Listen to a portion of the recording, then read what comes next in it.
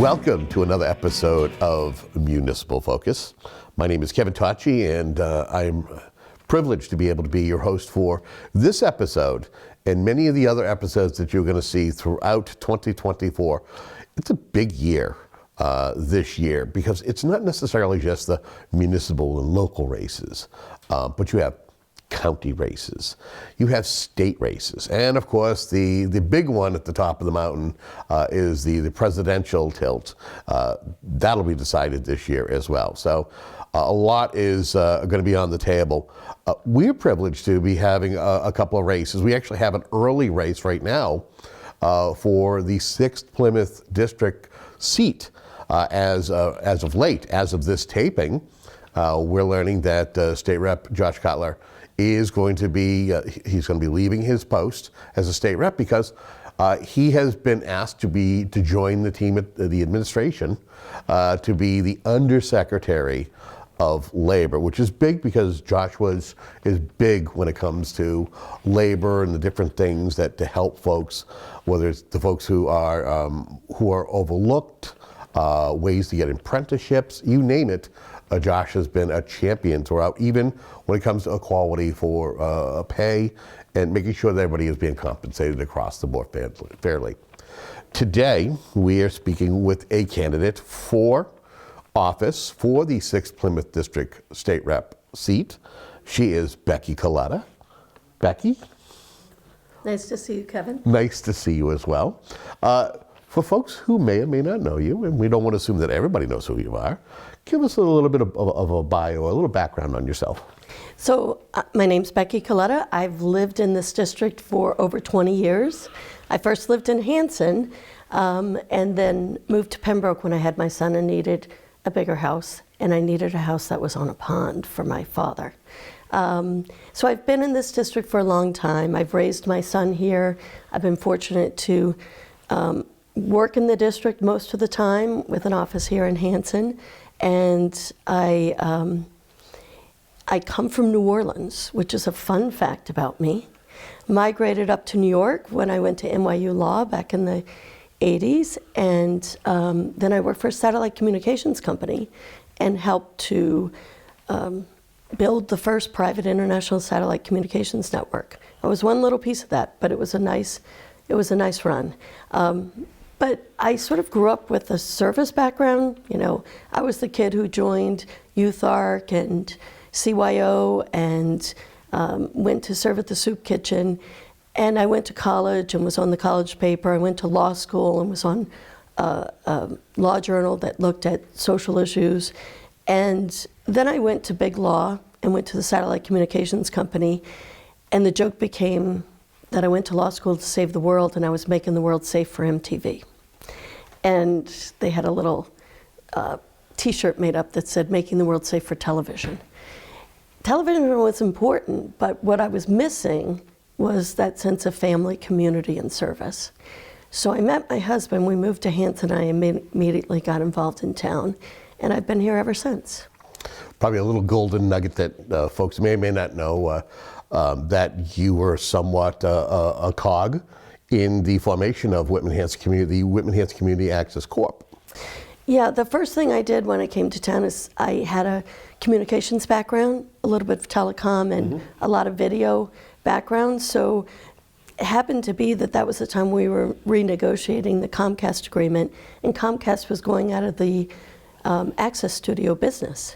And Hanson needed a solution, so I chaired the committee that created Whitman-Hanson Cable Access Corp, where we brought Whitman and Hanson together on equal footing, which was somewhat difficult to bring around, but we ended up on equal footing so that the two could share resources and have a much better organization together than we could have separately. Let's talk about any boards, other than talking about being a part of the Whitman-Hanson Community Access Corporation and helping that formation. Tell us about some of the committees or boards that you have served on throughout your career. So when I was in Hanson, I ran for a position on the select board shortly after working in the cable access project. And I was on the board for a couple of years. Raising a family part was coming a little more was a little more difficult than we expected or hoped.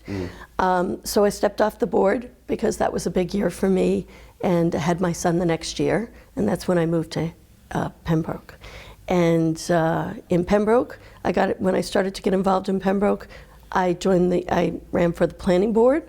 I was on the planning, let's say I went through 3 elections on the planning board, and I then ran for the select board in Pembroke, and I became a delegate to the Old Colony Planning Council, where I now serve as president, and I became a representative on the Indian Head Restoration Project Steering Committee. And those are 2 things I have continued since I left the select board. Meanwhile, I went to the State House and became a staffer on the Joint Committee for Labor and Workforce Development. Probably forgetting a few things there. I've also been a proud member of Hanson Kiwanis for the last 20 years. Different levels of involvement from year to year, but always doing what I can to support that organization, which has led to more relationships than you can believe. Talk to us a little bit about hearing the news that Josh had been given a position within the current administration, and the seat becoming up for grabs. So first I had to accept the fact that he was the chair of the committee, I was staffing, and the committee was going to change, right? We knew that would happen at some point because we expected him to run for re-election and get maybe assigned to another committee next year. So first absorbing, what does that mean in terms of the immediate work of the committee? And then thinking about the position and the fact that it needed to be filled. And it needed to be filled, I mean, I've worked with Josh a lot over the last 13 years on his campaigns. He and I have been law partners in the past, and I know what he has put into this position over the last 11 years, and I know what it takes to be a state rep. And I looked at the seat and I said, you know, I know the district very well. I have experience at this point. I kind of thought I was maybe stepping out of politics and going into the council role at the State House. But I also knew that in the past year I would see things come through about other committee work and other information, and I want to pass it on to the district. And I thought, I really want to be the representative. I want to be the person who helps to use the relationships I've built over these years, over the past 20 years, and use the information I've gained and try to connect our community to the resources at the state level. I want to be that connection. I want to be that advocate for the issues that we care about. How hard of a decision was it to say, I want to run for this open seat that, you know, a good friend and a law colleague, you know, has done an admirable job during his time in office. Walk us through making the decision to say, I'm going to run for this seat, and I'm going to do it proudly. So as long as Josh was in the seat, I never really had to think about running for it. No desire. You're not going to run against someone doing a great job who also happens to be a good friend. So you have to reorient yourself. And I had run for state senate. I knew what a difficult job it is to run a campaign for a state seat. This is a little different because when I ran for state senate, it included the Cape, and I didn't have the level of connections and the level of relationships down there in the Cape. And it was a special election, it was a short campaign. So I knew if this was a special election, I knew how to run a special election, and I knew that I had a lot more contacts in the district. So in that sense, it was an easier decision, but I also know that Josh has been a great state rep, and people are gonna miss him, and we are different, right? I mean, I come from a background that started in larger businesses and started and then evolved into a more local community-based practice. He comes from a newspaper. Like, we're just different people. We have different strengths and weaknesses. So I knew it would be kind of hard to follow in his footsteps. And I know that somebody said to me last night, when people say they love the political campaign, they're either lying or they have a problem. I actually like most parts of the political campaign, so I don't know if I have a problem. But I like meeting people. I like getting to know them. I like all of the, you know, people go out and do events that sometimes are, people don't like to go to. I like to go to all those events. What I don't like is the fact that at some point people talk about you in ways that aren't always nice. People that don't even know me talk about me. That part is not fun about political campaigning. But the rest of it, this part, talking to you, talking to people out there, I love that part of it. And I think the work of a state rep includes advocacy on bills, it includes constituent services and making state government work for all the constituents in the district, hearing the needs of the towns, trying to get resources back to the district either through earmarks or grant programs, but it also includes spending time getting to know the people in your district. And so in that sense, you're always campaigning. Let's talk about, it's undecided right now whether it's going to be, the seat will remain open, and some of the fine folks, led by Cole Angley, who is, I believe, the chief of staff for Josh, will maintain constituent services. Talk to me about the benefits. This is going to be a multi-pronged answer. Benefits announcing earlier, and the unknown whether there's going to be a election to fill the seat, or if it's just going to be, let's see who comes out in the wash in September, and it's all full ahead for November. So I initially thought there would be a special election. As we get closer, we pull papers for the general election on February 13th.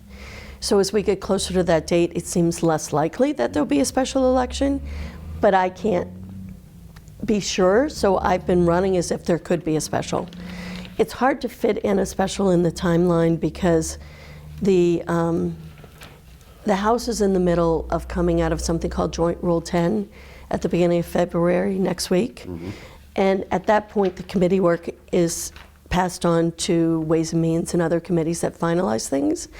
And the House is working on the budget for next year. But basically, formal session ends July 31st. So I think the Speaker's probably also looking at how much can a new representative do in that time period if a special election would need time for all of the, collecting ballots and having a primary and then having a special election. So I just don't know what the timing will be at this point, and I am sensing that it's going to be a general. The benefits of getting in early are, one, if it was a special, you had to be ready to go. And two, I've been able to do a lot of work this month. I made the decision a couple weeks ago to take a leave of absence from my role on the Committee for Labor, because that allows me to really be campaigning and fundraising in a way that I couldn't as a staff employee. I also have been able to raise money, put about $10,000 in the bank, and that's something I couldn't have done if I had waited. I also have been starting to meet people. I have set up 6 meet and greets, including at least one in every town in the district. So I am kind of charging ahead with getting the campaign going and hoping that, even if it's November, there's a lot of people in 5 towns to meet between now and November. So while I'm probably not out, I've started a little door knocking, but I'm not going to do a lot of that until people are more focused on the campaign. So right now I'm focused on getting out to meet people, and getting in early allowed me to put the infrastructure in. Finally got a website up, Facebook page, logo. There's a lot to set up a campaign, so I've been able to spend January doing that. It's interesting, the makeup of the particular district, where you have Hanson, Pembroke, non-coastal communities, but then you have Duxbury, I think one precinct, and Marshfield. Talk to me about getting an understanding of what's important to the officials who are part of each of those communities. What is important to them? What are the key things they need from, their representative up at the State House, to the regular people you meet at the meet and greets, and to them, it's local aid for schools, mm-hmm. and for, I've had a pothole on my street for 4 years and nobody's fixed it. What's going on with Chapter 90 money? Talk to me about that. It's just the different elements of of what people's concerns are if they're going to decide to vote for you. Okay, I'll start with the last one first. Please do. Local aid and Chapter 90 money. I've lived that, right, as a select board member. And even as a planning board member, there was some issues in Pembroke about, do we put in something beyond Chapter 90 money to fix the roads? And we had not done that for many years. I'd voted in favor of it at town meeting. So when I was on the select board with Jessica Rushing, we really emphasized the need to put in some of our own money on top of Chapter 90 money. And you're starting to see the impact of that as we're now putting in, there's a commitment to try to get $900,000 from a combination of Chapter 90 money and local money to really focus on the roads. Pembroke needs to do more in terms of getting some projects on the transportation improvement plan that Old Colony Planning Council runs, and there is some additional money out there right now because of the bipartisan infrastructure law that gives some additional opportunities to get some TIP money if people act now. So Tell what TIP means. Give me the acronym. Transportation Improvement Plan. Thank you. So that's what gives. So Route 14 getting redone, that's on the TIP. Great. All of Route 36 getting redone in Pembroke, that's on the TIP. Route 14's new project in Hanson is on the TIP. So these were all, Duxbury actually has on the TIP a lot of money for the possibility of redoing Powder Point Bridge. That's from a special group of money that doesn't come out of Chapter 90. It doesn't come out of our usual federal dollars, which are part of the TIP. It comes out of the infrastructure law, and it's focused on bridges in rebuilding the infrastructure. So I will always fight for Chapter 90 money because I know what it takes to keep the roads in place, and I also know that when towns struggle for money, it's the first place to go.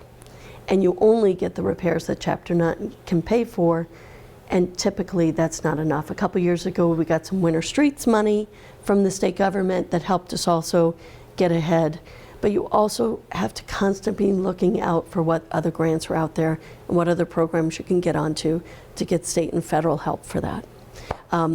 Potholes, probably at the town level. There's not a lot a state rep can do for that other than fight for Chapter 90 money. We're not there to run the towns are running themselves. On environmental issues and coastal issues, you think there's a big disparity. Yeah, really. But in some ways, everyone has issues related to global warming and building clean energy alternatives. We have, Green Hanson is one of the best organizations around here on environmental issues, and it's out of Hanson, which is an inland community. We have the Indian Head River that we're trying to restore, and that's all about connecting the herring and the ocean and making it easier for them to come up the river and to spawn in their natural habitat, and so that's an inland issue. But one of the things we look at with the engineers on that is, as you have global warming, you have more intense storms. Does that create a higher risk that at some point that dam will need to be, at Ludham's Ford, will need to be either repaired or could collapse or have a break in the middle of a storm? So the decision making around what you do and why is impacted by these issues, even in inland communities. In inland, here in Halifax and Hanson, you have the Burridge Wildlife Management Area. You have water management issues that go to global warming, and also they tie into the economic development piece of what I care about and the housing piece of what I care about. So we could go on forever talking about policy, but basically my focal points will be housing, environmental and coastal protection, and I forgot the third. Environmental, coastal protection, housing, and economic development. So along the way as an attorney, I also did some work with a coastal engineering firm down in Louisiana. And it did work after Hurricane Sandy in New York City, on Long Island, after some of the hurricanes down south. When there's a disaster, you're trying to bring in federal relief. although some of the misnomer of that is it's free, there's usually a fairly significant local match as well. It's costly to have one of these big storms all around, even with the federal money. So there's a lot to talk about in all of these issues. Yeah, and I can delve into talking about the FEMA flood maps. I have a guy named Joe Rossi who, if folks know anything about flood insurance, when we were first dealing with the FEMA flood maps many years ago, as a young man, Joe Rossi has a great understanding. He now is somebody who, he's went from being someone who was the executive director of the Marshfield Coastal Coalition to being a Massachusetts Coastal Coalition, and also he follows what's happening with the National Flood Insurance Plan, that program that keeps getting kicked down the road, and Congress has yet to act and say, okay, here's something that we're gonna revamp this. So it's interesting you brought that up, that you talk about the coastal resiliency, and regardless if you live in Hanson, Pembroke, Duxbury, or Marshfield, your flood insurance can depend on the floodplain and how you're rated. I went to the most recent meeting of that of Joe Rossi's group. Joe Flood. Joe Flood. That's his nickname, Joe Flood. Yes, I know. I did. That's what he puts on his, I think, on his email. And also Steve Amico from Hanson has done a lot of work in that area. And I went there to present some of the legislative coastal issues on behalf of Josh one night when he couldn't be there. And the thing I remember about the FEMA maps back in the day when Joe was first working in those issues with people like Jim Cantwell was that they did learn that they were using some models that didn't necessarily apply to this area. And they were able to get FEMA to go back and redo some of those flood maps before they got finalized. So the local work on these issues is also really important. And when you look at and it's a combination of pulling the local activists together with people from the state and FEMA to try to make a difference. You look at something like Holtec and the decommissioning of Holtec. Sure. And when you're talking about the Nuclear Regulatory Commission, they have so much power at the federal level.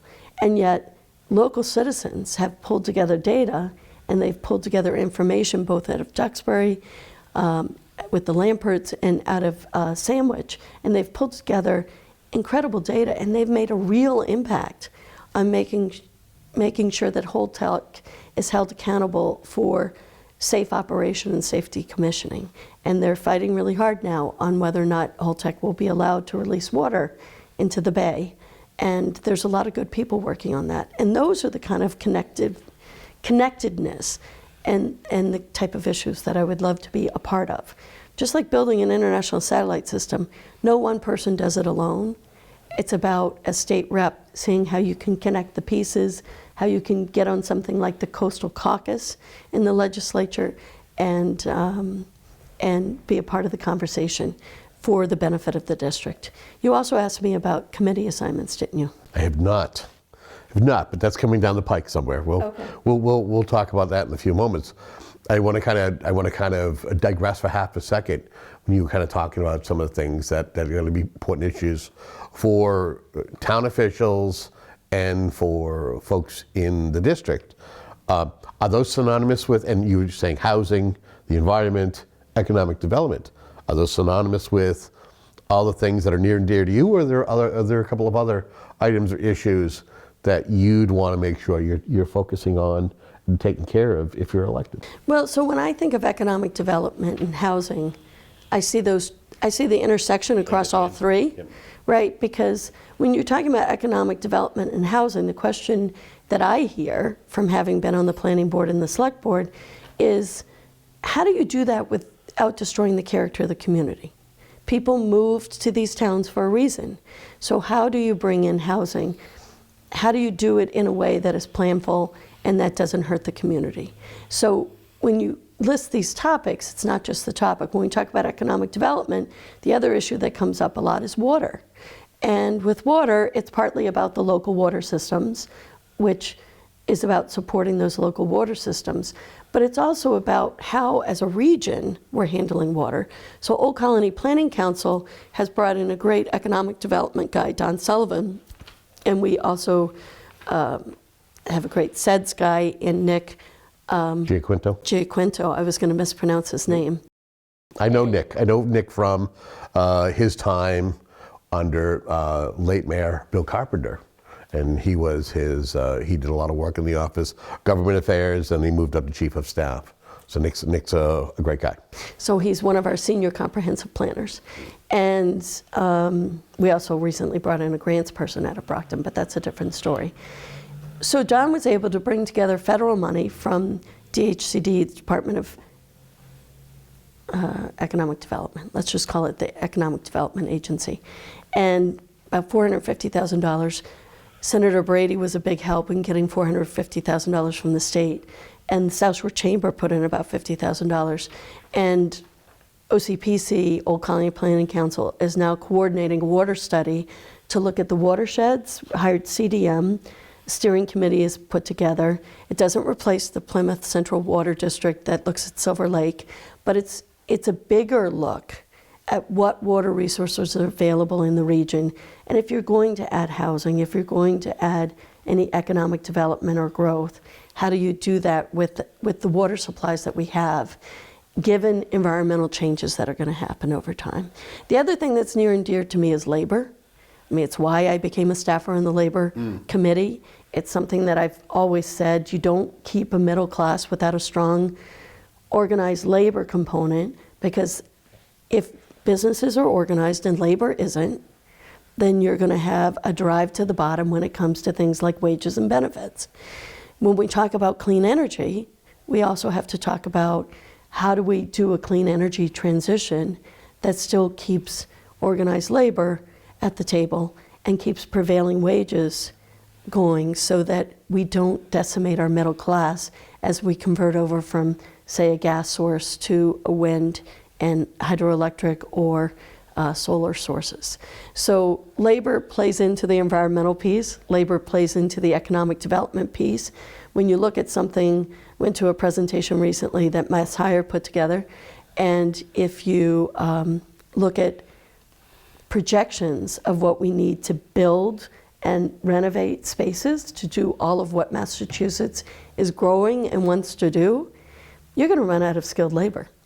The trade unions, the average age is going up and up in every trade.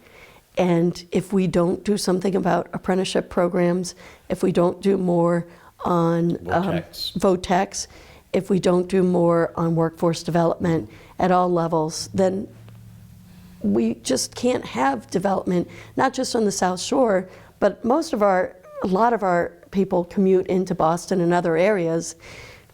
State as a whole is going to suffer if we don't tackle those areas. So I would say labor is another component that I care about, but I see it feeding into all of the issues.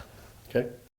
So if you are elected, one of the things that being a state rep is committee assignments. The certain things that are important to those of us around the Commonwealth, labor, education, veteran services, things like that. Are there a set of committees, and I think you'll probably say labor as one of them, that you would gravitate towards, but what else would you want to be a part of, to be able to share your expertise and voice with or on as a part of that committee? So it's interesting. On labor, the reason why I would say labor is partly because I really do think that's the bills that come before that committee are not just about labor. It's about things like minimum wage. It's about apprenticeships. It's about pay equity. All of these things can come before that committee.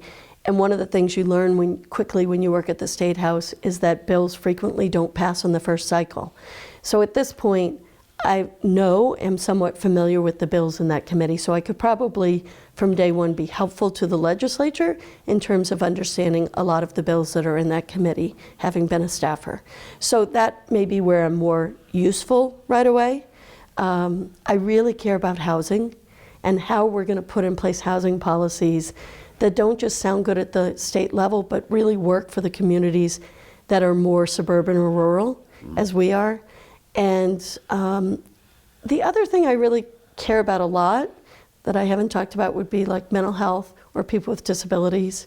I spent 10 years as a volunteer on the Human Rights Committee for Road to Responsibility because I really care about that community going back to my days in high school.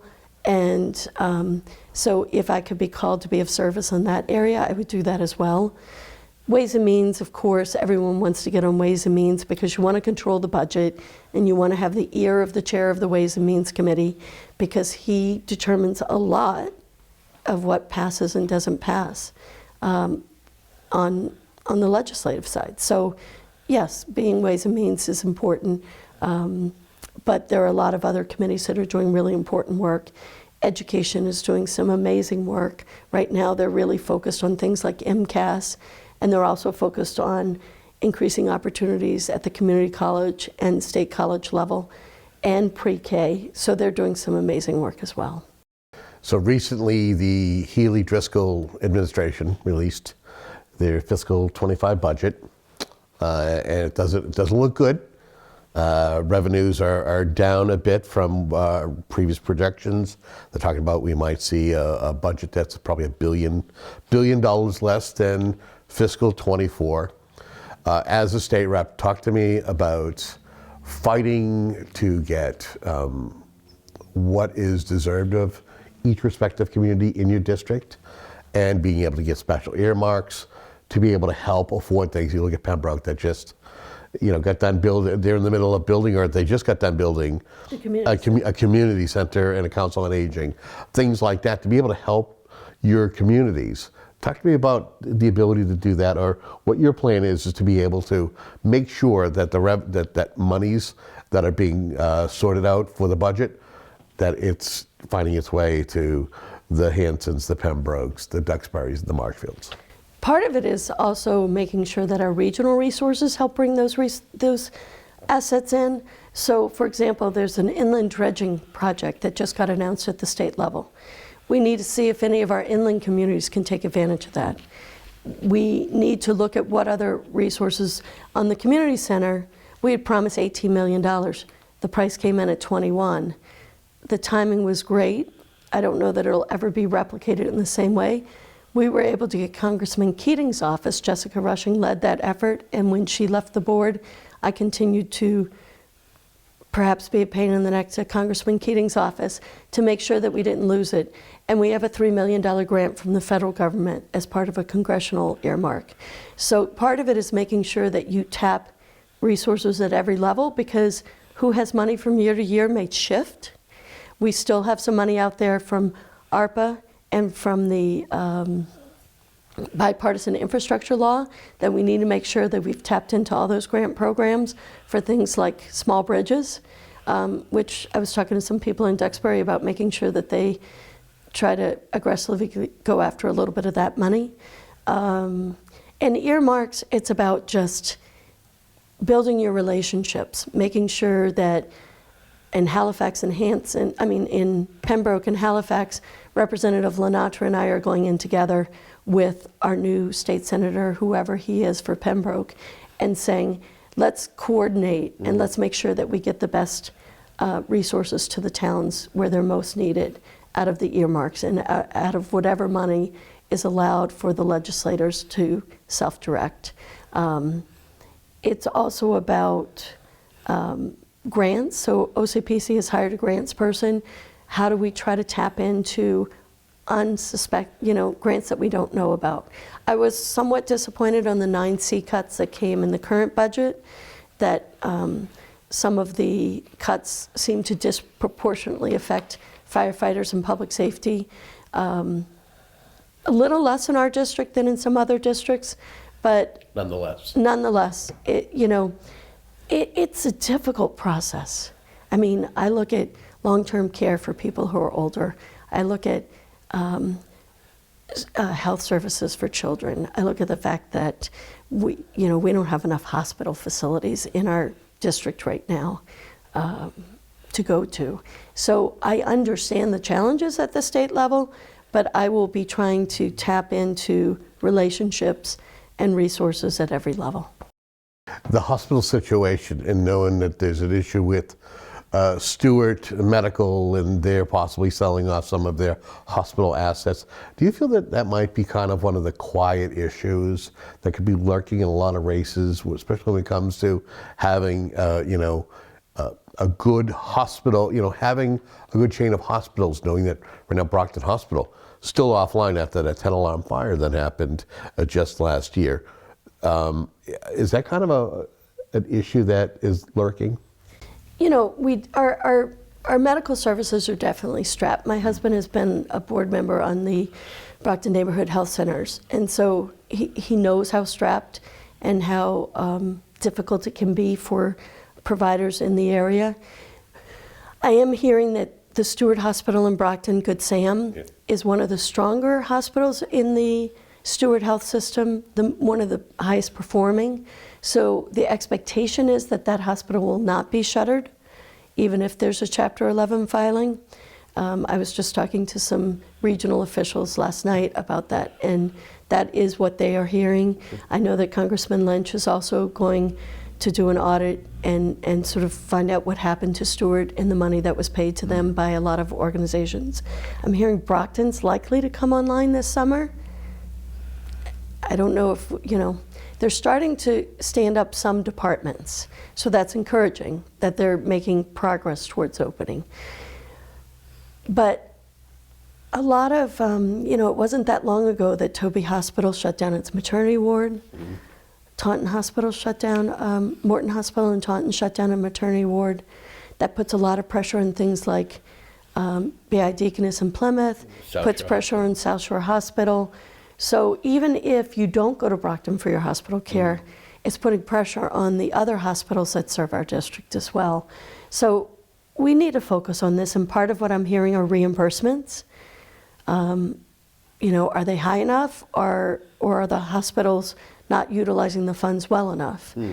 One of the things the county is looking at is a mobile health unit that could maybe take some pressure off the system by having a unit that could go with trained paramedics, firefighters, who could who could go to people's houses and maybe do some interventions at the homes that would keep people from having to go to the emergency room or get admitted to the hospital. These are self-contained units. There's a project like that in Boston now, and this would be a test pilot. So there may be some creative ways and less expensive ways that we can achieve some efficiencies and take some pressures off. And I applaud those efforts. And even on little things. One of the things I worked on last year, the Plymouth County is trying to bring in a cybersecurity program for the municipalities in Plymouth County, and allowing Plymouth County to get some cybersecurity technical assistance at low cost through a training program at Bridgewater State University in conjunction with a state-funded or a state-started nonprofit. So there's a lot of work going out there to try to bring in some efficiencies, and we have to start to do that more and more. Keep things local, but where there's some ability to have some regional efficiencies, let's spend some time looking at that and trying to make it a better place all around. So as we wind down this conversation, anything that we haven't touched upon during our conversation that you want to at least take a moment to discuss for the viewers? Well, I just hope that people will get to learn more about me. I've set up a website at beckycoletta.com. That's 1 L, 2 T's. I'm on Facebook, Becky Coletta for State Rep. I hope people will learn for themselves, not fall into political shenanigans and political vitriol, but meet me, call me, send me an email, becky@beckycoletta.com. And let's meet, let's get to know each other, and let's see what I can do for this district. Thank you so much for your time. And I want to thank you for tuning into programs like Municipal Focus. The idea is to better inform folks about certain situations, especially when it comes to different levels of government. It just so happens the next series of programs you will see will be about folks who are running for office who want to share information about themselves so you can make a better informed decision when it comes to you going into the voting booth and writing down someone's name or checking off a box. Until our next conversation, have a good day.